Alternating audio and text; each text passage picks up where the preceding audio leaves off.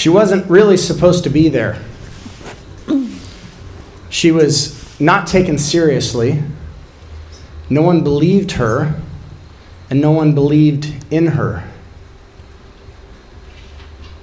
There are many that don't believe you. They might discount you. They may not understand what you're building. They may not understand what you're trying to do. They may even discount Las Vegas, as many people do. Why would you choose to build here? And yet, she would go on to be one of the greatest entrepreneurs of her time. And, in my mind, a source of inspiration to show me and all of you what true intention absolutely can do. Now, what is intention? I want you guys to think about this. How many of you guys are parents? Raise your hands. Tell me this wasn't your first great startup, being a parent, right? Okay. Let's talk about intention real quick, the power of intention. I'm going to paint a picture for you that's probably not a pretty one, but I want you to go there with me if you guys are okay with that, okay? If you need to close your eyes, do what you need to do. You're driving down the highway. It's dusk, it's dark, it's foggy. For some reason, the tires lose traction and you slide off the road. You have one of your children in the car with you, in the seat, in the back seat. Vehicle slides out of control, you're upside down, you're in a ditch. And to make it even more dramatic, you can smell gasoline leaking out of the gas tank. Engine's on fire. You don't have to say out loud, how does this feel in this moment? Bad, stressful. Right. Okay, so I want to ask you a question. Exactly how long will you try to make sure that your child that's stuck in their child seat and the seatbelt won't come undone? They're stuck. You can't get them out. How long will you stay with them to get them out of the seat before the car explodes? As long as it takes. Yeah. Or another, one word sums it up, until, right? Exactly how many things are you willing to try to make sure that your child makes it out of the vehicle safely? How many things? All of them. All of them. This, my friends, is the power of intention. When you do not stop, there is nothing that will stop you from the outcome that you are there to produce. So this friend that Danielle and I are going to be speaking about, she goes and meets with the Pope. And the Pope says to her, you have many, many, many infirmities. You've been rejected many, many times. You're quite ambitious with what you're telling us that you want to do. How are you going to make this happen? And she said, the world isn't big enough for what I intend to do. Intend to do.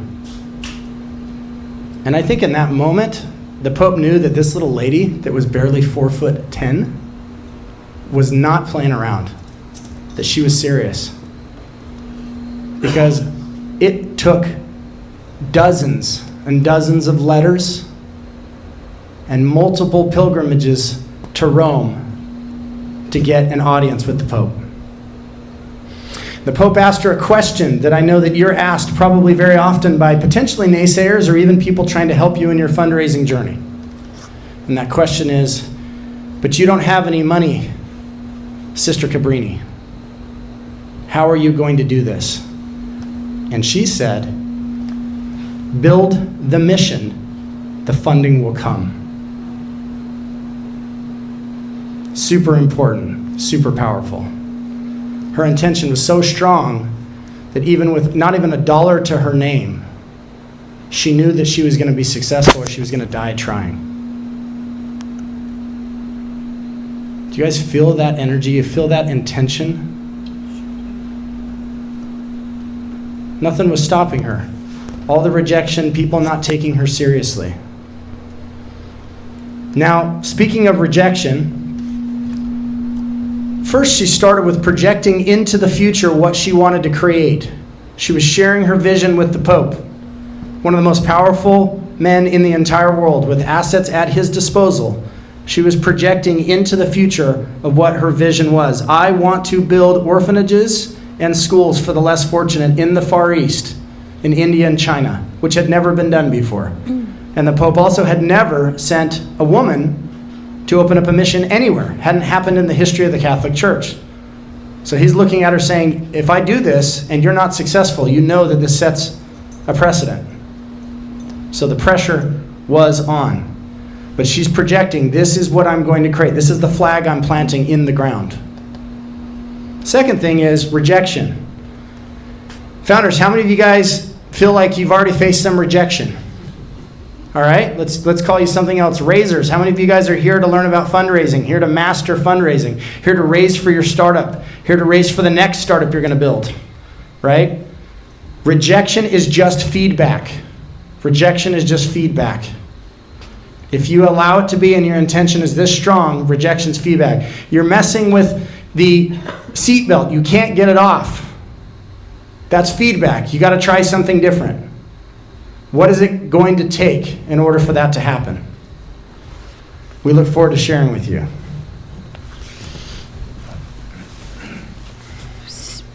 Testing. I'm off. Hello. Hey guys.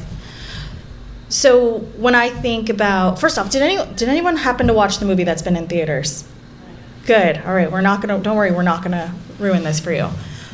But when I think about the three things that make her so successful and those parallels that can be drawn to each of your journeys, there are three things that really kind of stick out for me. And we'll generalize them, and then we won't get to any specifics from the movie, but there's so much to draw from her experience, and now that if you do go and watch the movie, you'll be looking for those things.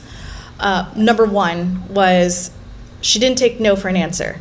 Or there were so many instances on her journey where she might have hit something that felt like a brick wall. It might have felt like, oh, well, if the top dog says no, then the top dog says no. She went to a different room. She found a different person. She tried a different way. She came back, built something, tried again. So not taking no for an answer. A no could mean no. It could mean not right now. It could be not this person. It's not the right fit. But that no and not taking no for the final answer and not letting it stop her from pursuing her journey further. It's like, okay, this is just one avenue that's not going to work. It doesn't mean that it won't work later. It doesn't mean that, I'm done. She just found a different road and forged her own path that way. When I also think about her journey and saying no, one of the biggest, and they say this, this thing about success is the people who experience success are not afraid to have uncomfortable conversations. They're not afraid to do something they don't know. And she, just to paint a picture a little bit more in detail about her, she was an Italian immigrant. She was a nun. She was a woman. She had everything stacked against her and had every reason to give up and for everyone to doubt her. But her ability to be uncomfortable and okay with that, sitting down with a banker, sitting down with a politician, sitting down with men who are in a far superior position to her, and being so grounded in her mission and so full of belief and passion that she made those men empathize with her, at least believe in her. And that's a huge component to any element of what you're doing, whether you're raising or whether you're leading people. And that was the third thing from her. It got to a point where she could not do everything. She could not do it all herself. But her ability to inspire others who were in the movie, maybe someone who a ward or someone she was responsible for, but really part of her team, when you think about that parallel. Her team, her conviction inspired others to get up in the middle of the night. her conviction inspired others to look for opportunities to help, even though she didn't even have to ask them. She didn't even say, hey, you need to go and do this. She was just so full of the mission and so full of trying to do these things herself that the team was like, let me help you with that. Let me take this on so that you can fight the larger battle, so you can focus on getting in the right room. Because that, when you're building something, there's this sense of like, I have to do it all alone, especially when you're a founder. But also, like, you have to have that team of people, and you have to be able to inspire them to be part of your mission. If you can't convince them, how are you going to convince someone else to give you money to do that? So when I think about all of the parallels that she's had, it's so I don't know, as you said, it was one of the best fundraising movies out there. You know, in these sessions, we get into a lot of mechanics. This is the how are you going to do things, and this is not without merit. I was sharing over breakfast this morning with one of the entrepreneurs you're going to hear from later today, and Danielle, how rarely I hear founders, when they ask for feedback about who they are and how they show up. And this is the most important thing for you as a founder, is your way of being, the energy, the willingness to be coachable. And if I can feel the energy of enrollment, one of the reasons I'm really impressed with Cabrini was she was an enrollment queen and master everywhere she went. And it wasn't because she told people what to do. It was because she showed people what to do by her way of being. And so today we're going to spend a lot of time in this energy of enrollment and intention. We're going to spend time in this energy of this money-raising mindset. All of you guys are founders. I know you've heard it 1,000 times, mindset's everything. But guys, if I put this by ratio, she didn't know how she was going to do a dang thing. She got on a boat because the Pope said, instead of going to the Far East, I need you to start in New York with the Italian immigrants that are poor and that are dying. That's where I want you to go first. She did not have a solid plan. It's not like she had some big business plan. And as everyone knows, and as whoever Mike Tyson's about to fight, I think it's Jake Paul, I get confused between the two, is about to find out, you always have a plan until you get punched in the face, as Mike Tyson said. And I'm sure you guys, as you build your ventures, you see how this just becomes this thing where it's just one thing after another, right? Couple of stats, couple of odds. She was a survivor before she even began. She was the youngest of 13 children. She was born in 1850. Francesca, actually it's Marie Francesca Xavier Cabrini. She was one of only 4 of her siblings that made it past adolescence. And she was born multiple months early, and she was frail of constitution her entire life. She was constantly sick, constantly with not enough energy. How many of you guys feel some days when you just don't have the extra juice to push that extra mile? Can you imagine having a chronic condition so bad that everyone notices that you have it and discounts your ability to be involved in certain opportunities that you're even shouting at the rooftops to take? And yet, she had a vision so strong for what she wanted to do. At the age of 13 and 14, she was making little paper boats with flowers and violets on it that she considered to be her little missionaries, as she imagined these boats floating in the river and off into the Far East. That's projection. That's real intention. And as she went along, she picked up supporters. She enrolled leaders.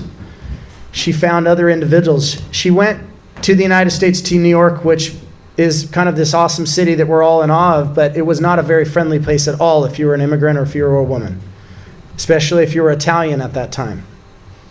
They were looked upon the way that, many other groups in history have had to be dealt with. And I should say have been handled, which is to say extraordinarily poorly.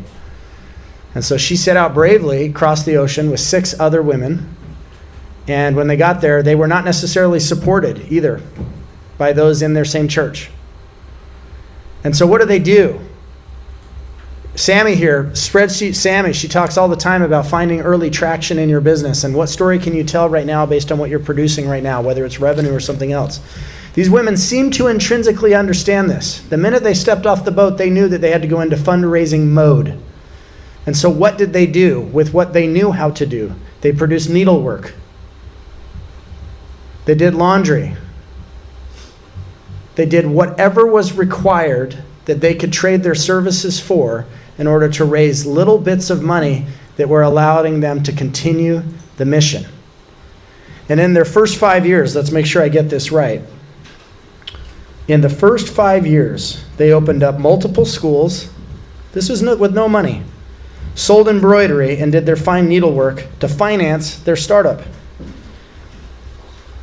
This means they were super, super busy, because the area they decided to call home was one that was just difficult conditions in the first place. So how often do you guys get stopped when you say, well, I haven't been able to raise the capital, I guess there's nothing I can do right now? Be honest with yourself. You don't have to raise your hand. What traction are you overlooking? What traction can you create? We're going to do a whole session at some point on the difference between creating capital and raising capital. They're not the same. They're both important, but creating capital is like next level fundraising. It's when you can leverage the relationships and the assets of others to literally create money out of thin air for your project. What other thoughts do you have to share right now? I want to build on the kind of the activities, that the women had to do in order to raise money, and how that might draw parallels to what you're doing. As a founder, you probably have a core competency. It might be in your product. Maybe you were in business development before in a previous life, but everybody has something that they're really, really good at. And maybe the thing that they're not so good at is part of the reason why your message isn't coming through. So there were some instances where, she couldn't raise the money. There were parameters she had to work within. So she broke out of them. She had to sit down with the press and create a story. Some of you may not be great at creating marketing materials or press, and maybe that's part of the reason. You're trying to get your message and you're forcing it through, through small conversations, but maybe creating that traction. I don't know, is it social? Is it your numbers? Maybe it's not broad, like, hey, I need to do social ads and spend money. Maybe it's, I need to go to a really specific group of people where my product is going to resonate, who will become advocates for this, and let them use it. So whatever the thing is that you're not good at, be aware of that, and don't shy away from that. Are you creating a story that's so powerful that when you go tell the press, they have to go tell this story on your behalf? Is your mission so strong? Is the problem that you're obsessed with solving so clear? And is your way of being such that it creates natural enrollment? If you think about all the lives Mother Teresa had touched, and she was never ever focused on resources for herself. The way she was able to move through the world, Gandhi, same thing. These are some of the most enrolling individuals we've ever seen in the history of the world. So I want you to think about how you can be resourceful. Entrepreneurship comes from the French word of to create something from nothing, right? How often are you doing this? Now we're having to hold back a lot because we want you to come and experience this movie emotionally with the rest of us throughout the different cities that we're going to be watching this movie next week. So we're having to hold back on some of these really big pivotal moments, but it was one thing after another that she had to overcome. Tell me that doesn't hit home for many of you. When has it ever been smooth sailing? And when it is, it's smooth sailing for a second. Sweet, sweet victory. And then it's back to difficulty. I think this is what you signed up for, though, as a startup founder. This is the reason why you're one of the few. Small business owners outnumber startups 200 to 1. You guys are the true innovators. You're the true trailblazers. You are also the pioneers. That doesn't come easy, and it doesn't come for no reason. And you don't do it to look good, do you?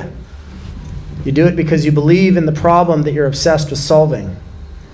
But I really want you to dig deep as we're talking about this and really be honest with yourself about where you're stopping yourself. Where are you stopping yourself where Cabrini would have just kept pushing? And I don't know that any of you here can even really understand, except for maybe one person,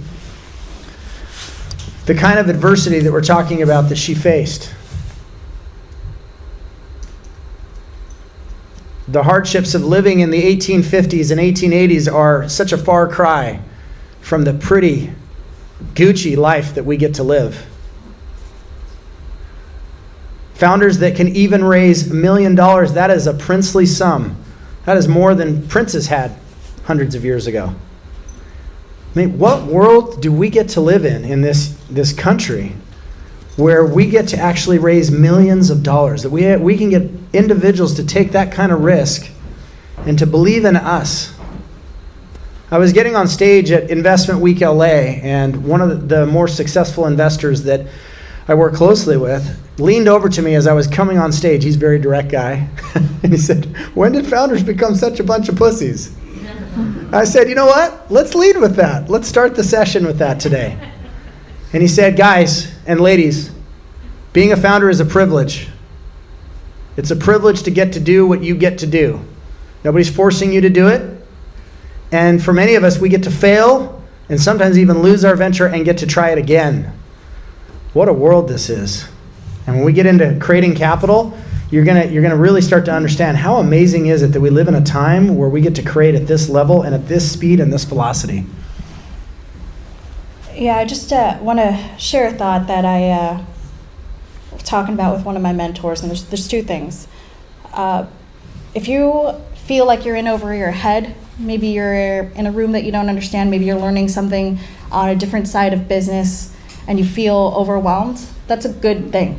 That means you're learning, that means you're growing, that means you're getting out of your comfort zone, but you're also taking your business where it needs to go. Because if things are feeling comfortable and you're just cruising, then you're not pushing yourself enough.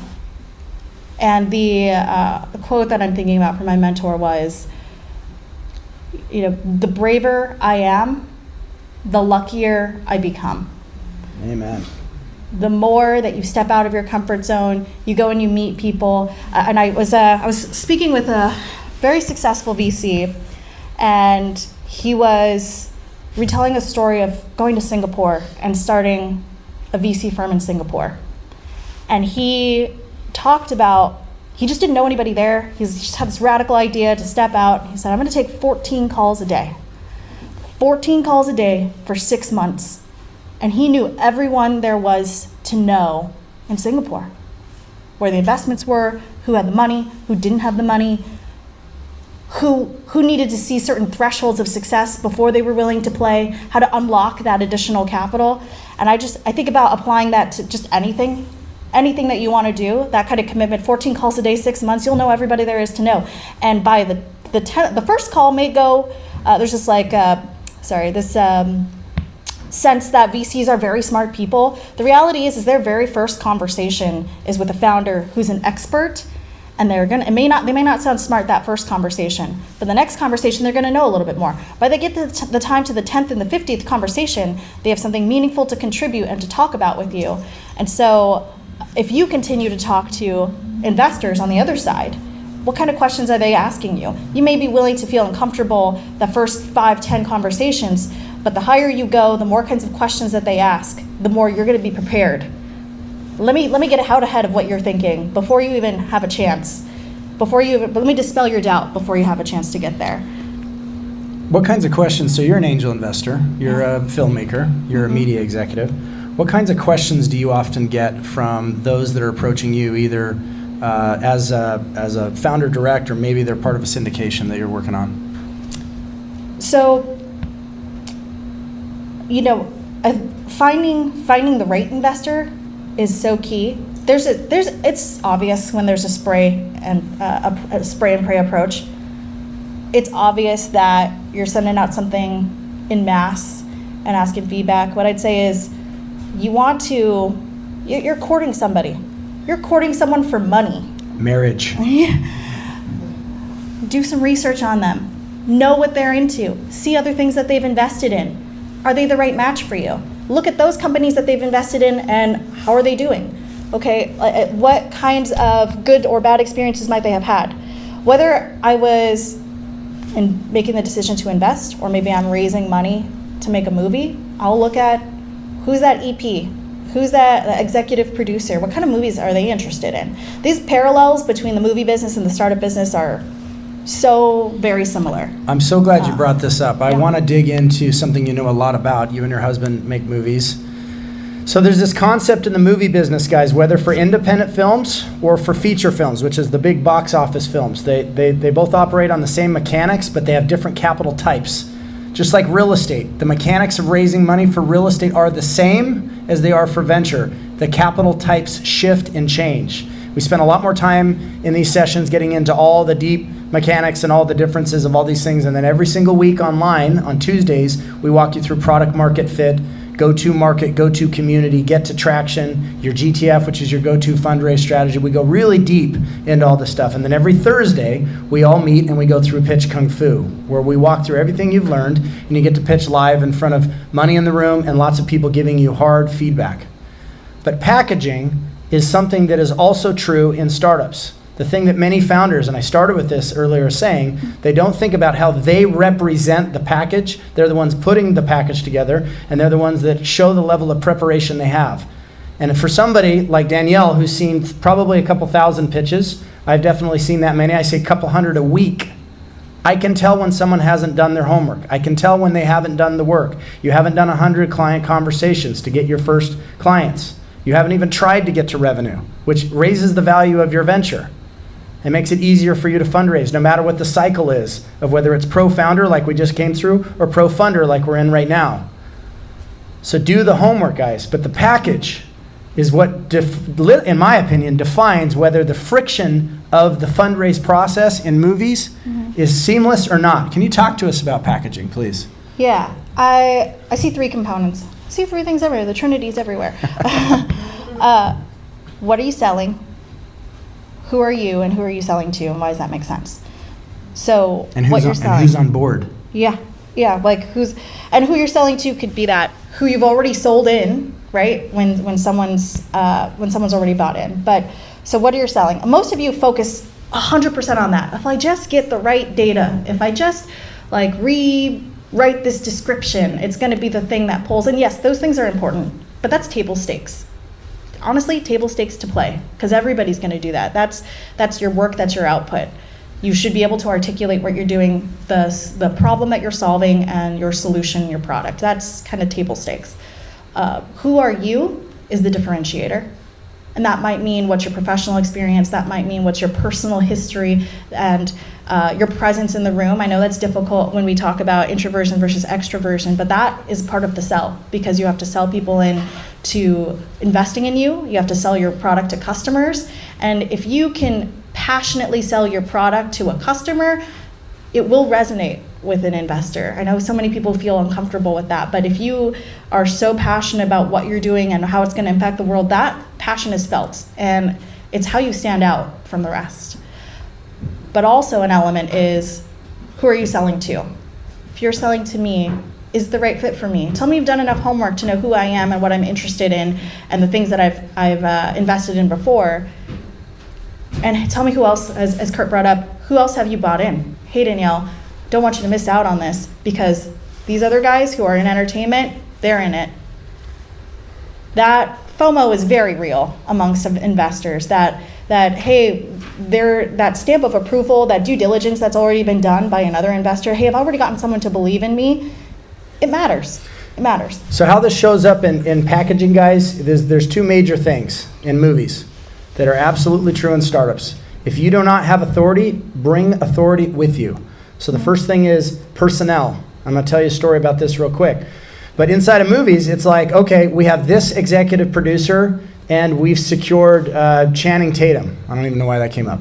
We have Tom Cruise. We have, whoever the hottest. These names matter in the movie business, because then they know that somebody with real weight that can actually act, that has tenure, is going to be there. So who's the team? In movies, it's like a third of the package. Mm-hmm. It's super, super important if you're going to do especially a feature film, that you're bringing to the table a team that is like a dream team. So you need to be thinking about that with your startup. If you're a nobody and nobody knows you and you haven't produced any content and you have no audience, then you should be thinking about, how do I inspire and talk somebody into backing and supporting me? And we talked about the difference between backing and funding, right? Funding is I'm giving you money. Backing is something so much deeper. Here's money, and I'm going to make sure you don't fail. I'm going to rig the game for your success. Guys, the game of capital and fundraising is absolutely rigged. And it's the same thing in Hollywood. Who's on the team? Who's interested in the movie? Before I get to my little story, the second part of packaging is distribution. Now, I don't know anywhere near what she knows about distribution, so she's probably got some comments on this. But guys, in startups, it's real simple. Do you have a list? Do you have a community? Do you have users? Do you have clients? Do you have customers? Can you show me the data from 1,000 conversations that you bring with me, that you bring with you, that you have distribution? In a movie, it really comes down to, can this movie be shown to enough people enough times that it's actually going to gross? That's called distribution. So many of you guys know that I grew up around music. Music is one of my great loves, one of my great passions. Really interesting story. How many of you guys know who Michael Jackson is? How many of you guys know who Lionel Richie is? So talking about personnel, starting with a guy that you guys might barely remember, Harry Belafonte. He was the one that did the thing you might know from Beetlejuice, the Deo song. Deo! Anyway, he had been traveling in the 80s in Africa, and he saw the challenges there, and he wanted to use the familiarity that we had with all these pop stars to create a powerful movement. And he knew that music is the universal language. And he thought, what better way than to get Michael Jackson and Lionel Richie to tell this story? So he went and got the manager for Lionel Richie. His name is Ken. And Lionel Richie and Michael Jackson, along with one of the greatest names in production, decided that they were going to write a song, and that this song would be a message to the rest of us of what we can do together since we are the world, right? And you guys may or may not know this. You guys are busy entrepreneurs. It's hard to get entrepreneurs in one room. Their vision was not to just have this be about Michael or Lionel. And by the way, you may not equate Lionel to a big deal, but at this time, this was the very height of his career. It was just like Michael Jackson leaving the Jackson 5 and doing his thing by himself. Lionel was at the top. He was literally hosting the AMA, All American Music Awards at the time, which was at that time the biggest show in music. And not only that, he swept it. He won all sorts of awards. So they got really crafty. They were like, how do we get the biggest stars in the world to come and record a song with us? Okay? Now, Michael Jackson's name holds a lot of weight. Quincy Jones, who did the Thriller album that you guys have all heard, he was on board. So he says to these guys, you guys got to write me a song. At the beginning, Lionel Richie and Michael they were taking their sweet time because they didn't think this was happening anytime soon. And then, as a startup does, they realized if they're going to make this thing happen, if they're going to get all these stars together, they have to do it on the night of the American Music Awards after it's over, because everyone will be in LA. That's creative, right? How do we get all these people together? They're already going to be here. How do we keep it a secret? So in great secrecy, they chose very carefully a location that would allow them. They even thought about the packaging of how they're going to do it. Guys, recording, usually if you're an artist, your Prince, who they were trying to get, they're very particular about the way they record. Paul Simon, some of these names, they're the biggest names in the world. They're not used to being in a room. Bob Dylan, they're not used to being in a room with all the greatest singers in the world. So they get all these people together because they started leveraging the names and the authority of who was saying yes. Bruce Springsteen at the time was top of the world. And he had a rule. At the end of my tour, I don't go anywhere at the end of my tour. And this was the very next day after the end of his tour. So they came to him and they told him a story about what this song was going to be about. And I think probably for the great majority of these musicians, James Ingram, who you may not know, very big deal at the time, Cyndi Lauper, Huey Lewis, who had just broken with Huey Lewis and the News. He was kind of the newcomer. I mean, we had Al Jarreau. You had Ray Charles. You had Stevie Wonder in the room, guys, on the keys. It does not get bigger than this. They leveraged the story of so-and-so is going to be there, you have to be there. And they didn't even have a song till like 3 days before they did it. Because that's when Michael and Lionel got serious about making this song. They kept trying to call Stevie to get him in on the mix. So they go and they record this song, just the rough version, right?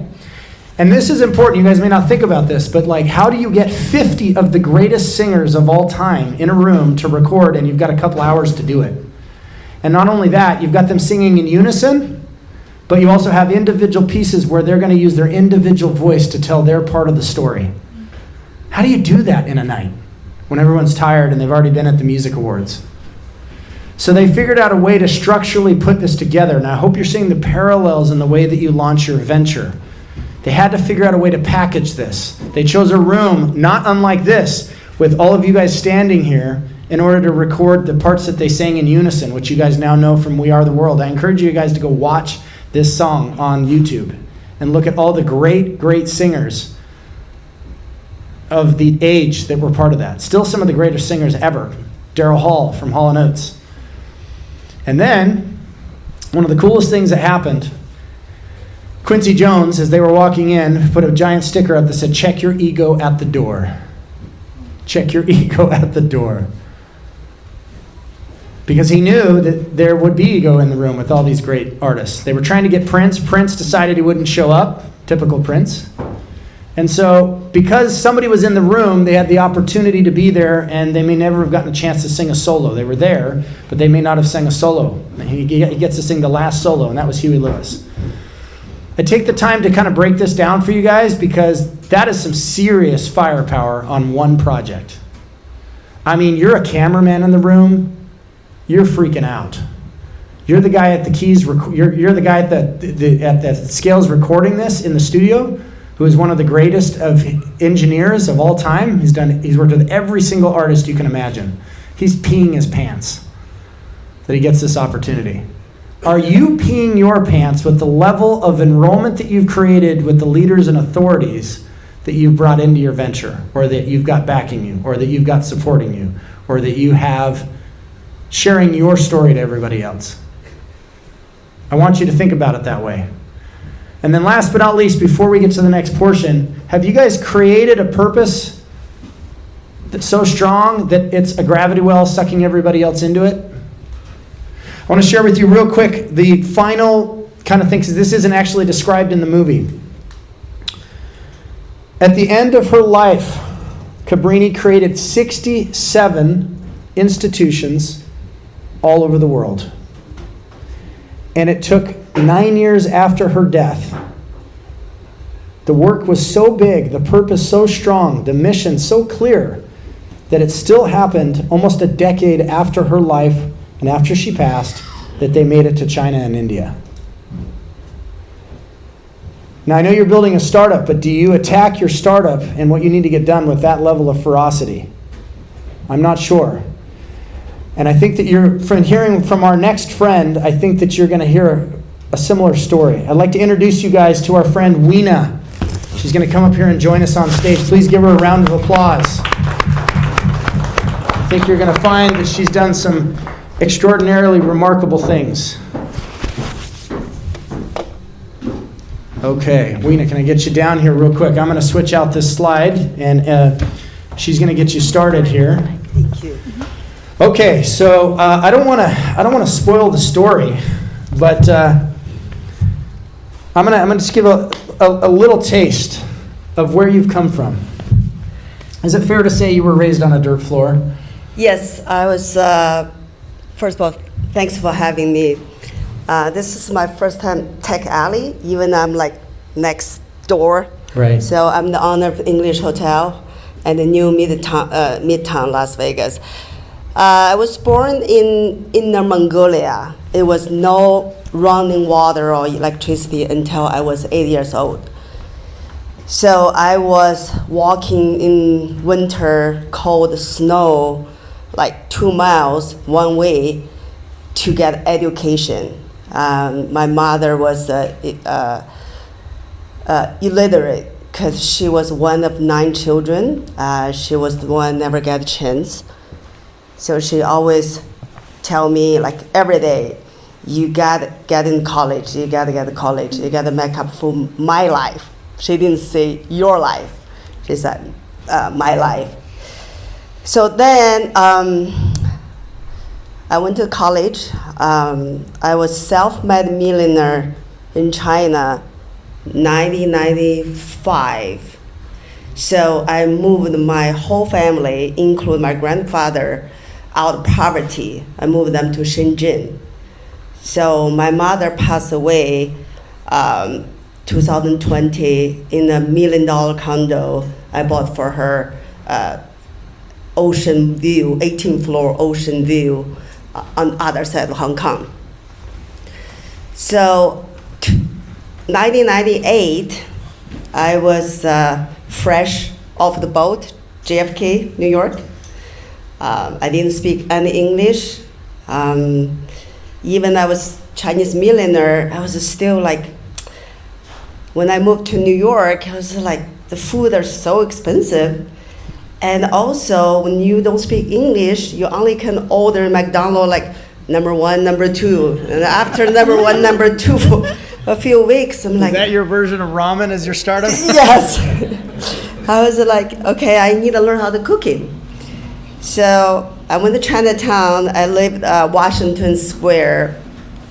So I tried to learn how to cooking. Then I called my mother. And that month, my telephone bill was $2,500. That's how I learned AT&T, powerful. I paid for. So one day, I was like, I couldn't find eggs. So I asked my roommate, I said, Lawrence, there's no eggs in this country. He said, what are you talking about? He dragged me to a grocery store. He grabbed a box of eggs and he opened up. I said, oh, you put eggs in the box.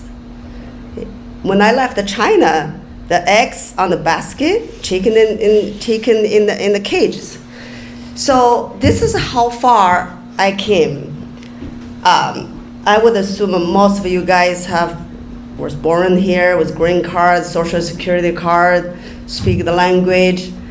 So today, long story short, and I'm building 3,000 unit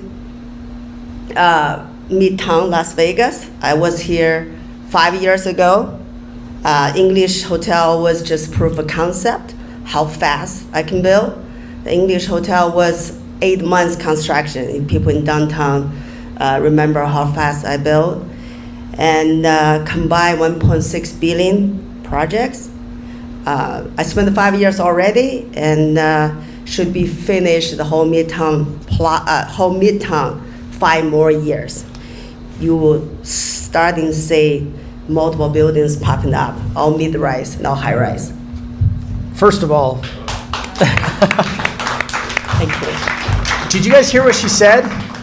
She literally built an entire hotel, and if you go see it and you see the detail and you try the food and you go upstairs and you see the way they did the panes and the windows, she built an entire hotel as a proof of concept. This hotel is the startup, but it is not the end. It is just the beginning of her vision. I would like you to speak into your vision. You guys know that we're really big fans of Vegas and the Vegas venture ecosystem here. She's our new neighbor here. Actually, she's been here on and off for 20 plus years, but last 5 years really digging in and focusing. But talk to us about the proof of concept, how you had to do this in order to do that you've got coming, that you're speaking your energy and vision into, and some of the adversity and some of the things that you've done differently, because you've definitely done design and construction differently.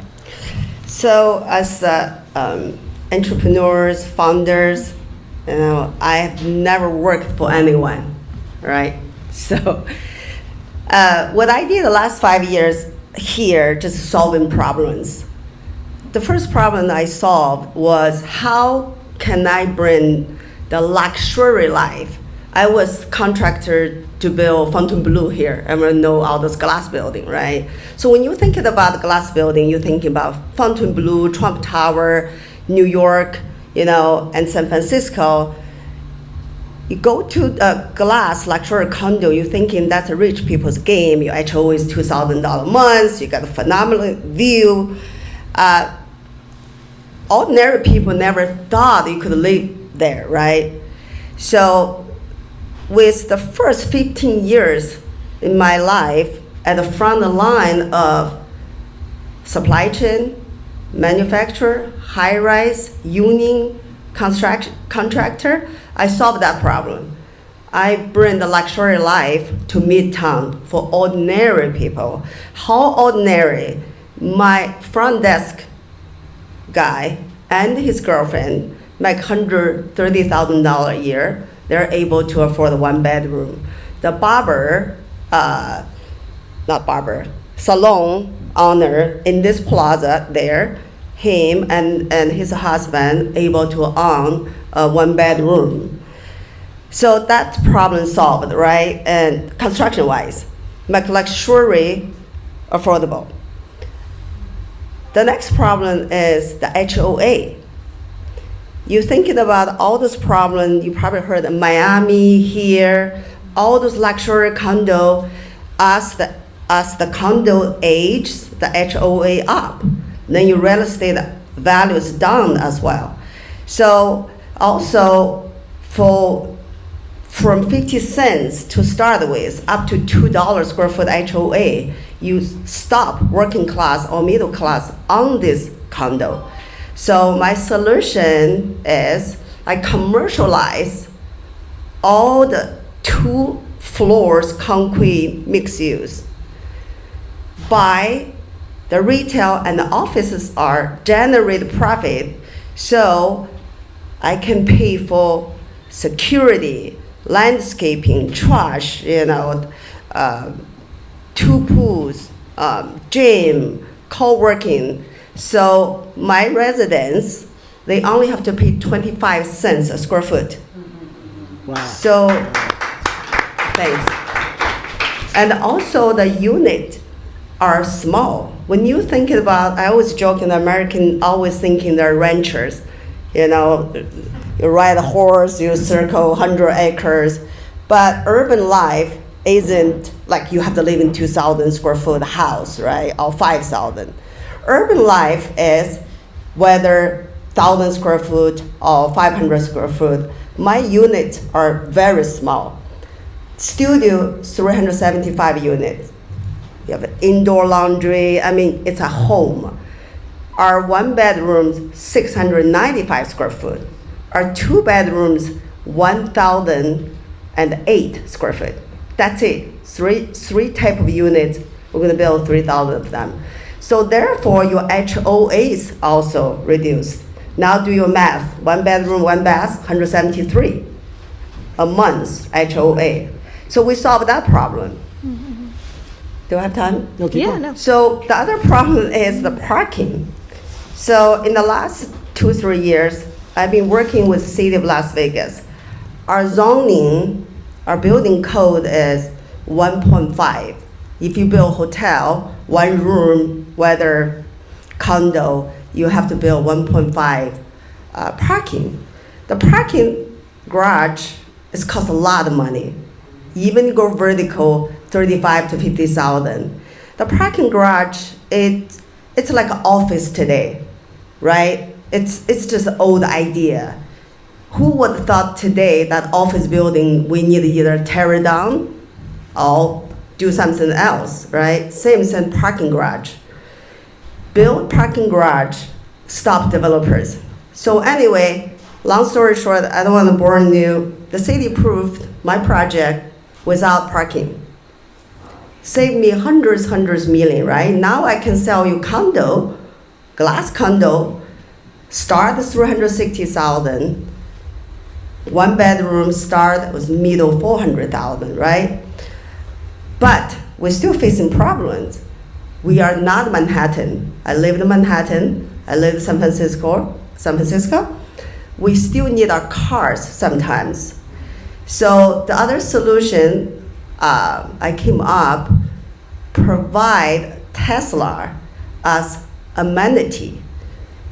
We have many free hours per week for you to drive. The 2 bedroom, 2 baths have 7 hours per week. 1 bedroom, 1 bath have 5 hours per week. Studio have 3 hours per week. So for people who work here 2-3 blocks or 2-3 miles, they don't really need a car. The car shouldn't be for you drive to your office building, parking there for 8 hours. When you come back, then park in your garage for the other night. So the Tesla share program, and I got Dr. Allen there designed the simulation model. Thank you, Allen. It was very, very challenging in the beginning because everyone tell me no. People said, you give them $500,000 condo for half price already.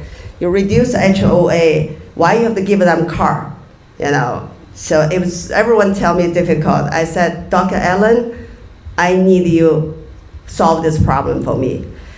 So Dr. Allen and his team, a team with PhD, will solve this problem. Anyway, so the community card. So our mission is encourage younger generation unsubscribe your car, driving Tesla, build up equity, gain the financial freedom. Many younger generation, they kind of like give up, all right? It's hard to get into this real estate market like their grandparents or their parents. So what I did was, like everything I did, I reverse engineer, taking the data from 1-bedroom rental and 2-bedroom rental here. We're short for 4,000 houses, okay? Then we come up solution with the mortgage plus reduce, if you couple one car, pretty much match your living expense, which is your car payment, which is your rental in this neighborhood. That's how we can encourage many younger generation, either 3 or 5% down payment, you can give up rental on a home. So also I have some incentives for the first time owners as well to help them get into the real estate market. I think that's wonderful, first of all. What an amazing mission that you were after, and a way to give back. Thanks. And it's a way to see a problem, come up with a solution, and just to continually pivot, with the solutions for every no that she got, every problem that she had to solve somewhere. Could you talk a little bit about how you might have packaged that in to get buy-in? How did you present those ideas, and how that process went for you? Especially on the fundraising side, too. This is the fundraising. When you guys talking, I just keep thinking. So I'm a life entrepreneur. I never worked for anyone because no one give me job, right? You don't speak English. Your education is one summer school, ESL, NYU, right? And you have a bad temper. You think you have more idea than your boss. So I had some successful fundraising. Like one of my business before I get into the construction was lighting. So me and my partner read up, business plan. We had raised like $250,000. This is year 2000. So what I like about this country is, I'm older now. A lot of people who made successfully in financial, they would love to give younger people a chance, right? You put up your business plan, your effort, and I don't think it's that hard to raise money. Unfortunately, that business failed. My investor lost their money.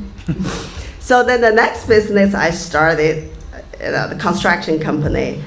I put an amazing business plan. I tried to raise $1 million. Nobody gave me money. All right. So I built a business from $1 million revenue to $50 million revenue a year in 3 years. Here in Vegas, from 2005 to 2008. So a lot of people are like, oh, Wina, do you need money? I'm saying, no, thank you. I don't have to give you equity, right? So then when I started building this hotel, this is a fascinating story. I was successful. I was top 3 glass contractor in the country. Fontainebleau alone was a 1 million square foot, $100 million contract. It was the largest curtain wall in the United States in 2005. So when I started to build my little hotel, you can see English hotel, only 4-story, a glass cube. I tried to raise money. Nobody gave me money. I sold everything. I sold my penthouse. I sold my mansion here, Spanish Hills. Took mortgage my mother's house, and I had some friends' family, very small, like $500,000. Then when I went getting construction loan, I got rejected by 30 plus lenders. I flew to New York, and these people like, oh, do you have a 20 million? I'm like, if I had 20 million, why am I here? I only need 12 million. So it was a lot of frustration. I mean, the one thing entrepreneur is, how do you dealing with rejections, right? It was, oh, you have done all these projects, but this is first real estate developed for you, right? Then you have to honest, yes, it was other people's money, now it's my project. So a lot of rejections, and at the end of the day, the local lender, she loaned me 12 million, a woman, right? So I had a very quick meeting with her. I draw a A3 paper. I said, Corinne, this is how I build. We do casinos, we build floor a week. This is much simpler than that. Very quick lunch meeting. She said, Weena, I met a couple phone calls about your reputation in Vegas. The feedback is, she's crazy, but she can deliver. I'll give you money. Go build as fast as you could, right? So overall, what I learned, and I'm continue insist about my reputation. I have great reputation, right? Your reputation is gold. Your integrity, no matter how many times people filed on you or reject you, but do not never lose the faith and the integrity. By the time you get paid off. Let's talk about positioning, because this is a real estate product in a very specific city, in a specific portion of the city. So let's help them to equate this to their venture, positioning with the brand, positioning with the product. Explain, if you don't mind, why you chose downtown Las Vegas, why you chose this midtown area. What's your vision behind that? Why that? What's your rationale for that? Well, I spent 2 years in New York, built a Freedom Tower. I was a contractor. Then 5 years in San Francisco. I built the first Salesforce. I was 50% market share in San Francisco. So when I start this concept, how fast I can build the glass building, none of this place can make that happen. Only in Vegas. Vegas always pro-business. I don't know how many of you guys here, I've been here for 23 years, even I moved out 7 years. This cities, we welcome to anyone. Moonshot, scammer, entrepreneur, yeah, we got you, right? So Scammers. yeah. So you may, if you met it, it's not called scammer, right? You never know nowadays. But Vegas always has been pro-business. Downtown Vegas, I started with Tony Hsieh. Thank God didn't work out with his group. Otherwise, I'll be stuck in East Fremont. We have the location, literally, it's the best location where we are right now. Art District, 5 years ago, you starting to see the sign of starting coming up. So we're short for 4,000 houses. So for years, we tried to get tech company moved to here, start up. You know, I lived in San Francisco for 5 years. Those tech workers, they don't want to live in Summerlin. They don't want to drive in a car, you know, suburban life. They want the city life. So I kind of like a custom design this community with where you can work, where you can live. So that's why the ground floor are all micro retails. Second floor, our office. We have co-working space, and our office can be very small. Some of, at least one or two from Tech Alley startup going to be in my office already. I kind of like create this hub for startups, right? And also for small business. The community kind of like anti-big corporations, except Marriott. we need them bring hotel guests. Our retails are very small. 100 square foot, 200, maximum is 300. So small business owner, they can afford. I want them sustainable to be win instead taking over, 1,000 square foot. Their small business need a lot of education. People walk to me and said, Wina, I want a 1,000 square foot. I said, what for? Selling boba tea. I said, you don't need 1,000 square foot for boba tea, all right?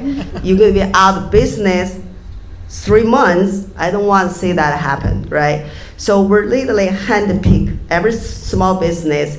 This is how much you need. You only need this little square footage. It costs you either $700 or $1,500 a month. If you're not lazy, you can make that and for very, very long time. So the second floor business, same. We can have short lease, small square footage.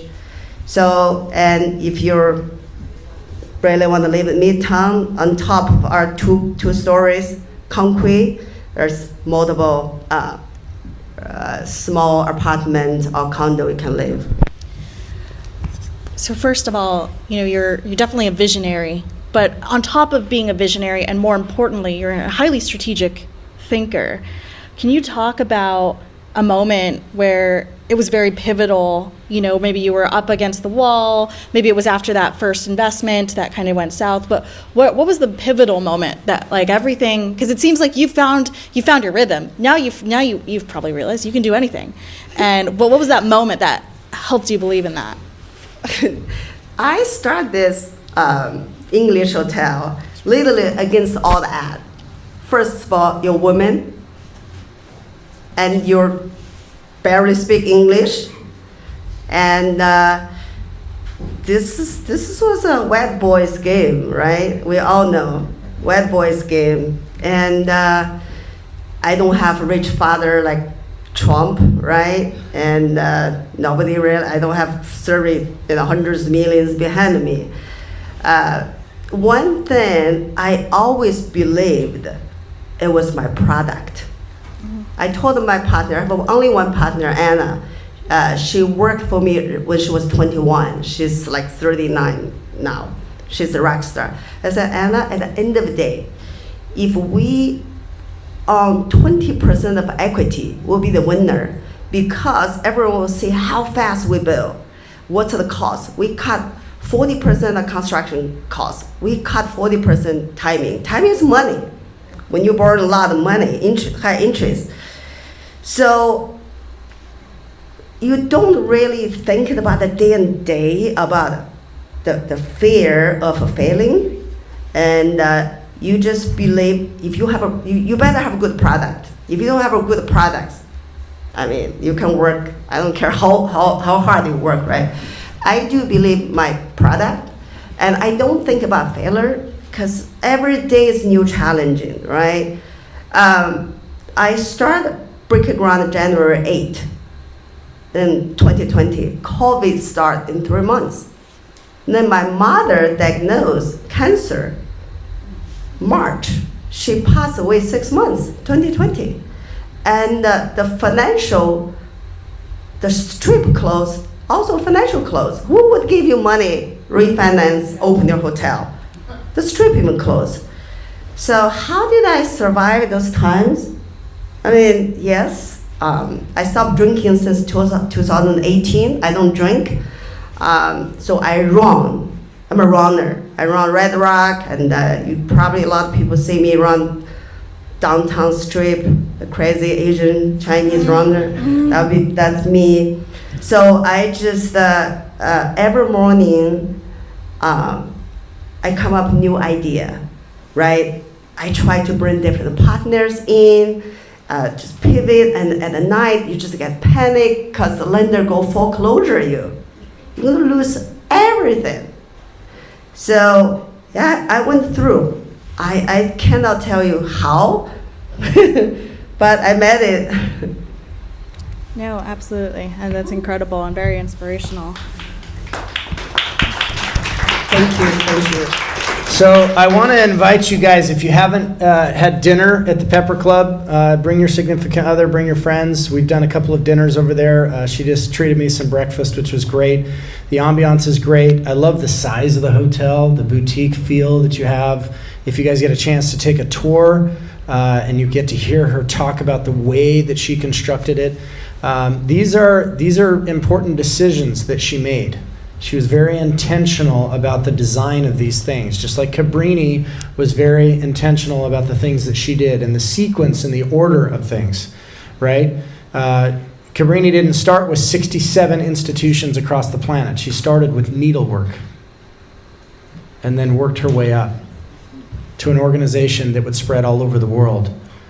She is one of the godmothers of orphanages. And a lot of the things that we see today, these unique hospitals. Wow. One of the crazy things that she did is she realized the power of getting sponsors. We talk about sponsored capital here. We talk about this idea of raising revenue, creating capital. She realized she wasn't getting the leverage she needed in approaching people directly, that she was going to be discounted. So she said, who else knows what it feels like to be marginalized, to be spat upon, to be treated like trash? And who's been able to make it through that, but still knows what that feels like, still remembers what that feels like? And so she went to the press. She said, no, I'm not just going to tell you a story, I'm going to show you a story. And when the press saw, they couldn't help but share that story. She went to the marginalized. She went to the Irish. She went to the Italian. And she said, you know what it feels like to come to a country of plenty and to be rejected. You know what it's like to not have people believe in you. Regardless of skin color or sex or whatever, this is hard when you choose to be a founder. And she asked them, can I get your support? Can I get your money? Can I get your resources? Can I get your influence? And this would be the way she would go on to fund hospital after hospital after hospital. Going to those that remembered what it felt like. And very, very often, guys, there was no financial return for these individuals. But there was a spiritual return that made it all worthwhile. Because they knew what it was like to show up on the shores of this country with nothing. With not even $1 to their name. And to work through conditions that most of us cannot even imagine. And yet they were able to really transcend that. They say that there's a good woman behind every man. But she was the woman behind the men of influence and capital and resources in her time. Really incredible to see the leverage that she was able to create as a leader. They were taking their instructions from her, not the other way around. This was her vision that she spoke into existence.